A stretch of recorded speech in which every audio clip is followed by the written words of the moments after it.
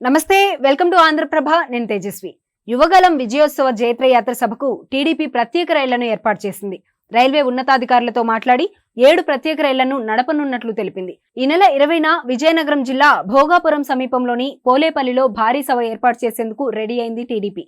Special trains ఈ నెల 19న Chittoor, Tirupati, railway Koduru, Anantapuram, Adoni, Nellore, Macherla నుంచి ప్రారంభమై తర్వాతి రోజు విజయనగరం చేరుకోనున్నాయి. ఒక్కో రైల్లో 1300 మంది ప్రయాణించేలా ఏర్పాట్లు చేశారు. మరోవైపు అద్దెకు బస్సులను సమకూర్చాల్సిందిగా ఆర్టీసీ అధికారులకు అచ్చెన్నాయుడు లేఖ రాశారు. జైత్రయాత్ర విజయోత్సవ సభకు టీడీపీ, జనసేన అధినేతలు చంద్రబాబు, పవన్ కళ్యాణ్ తో పాటు బాలకృష్ణ హాజరు కానున్నారు. సైకిల్, గ్లాస్ పార్టీల మధ్య పొత్తు కుదరడంతో ఈ సభకు ప్రజలు, యువత భారీగా తరలివస్తున్నారు. పొత్తు అనౌన్స్ చేసిన తర్వాత ఒకే వేదికపై చంద్రబాబు, పవన్ కలిసి కనిపించడం ఇదే తొలిసారి.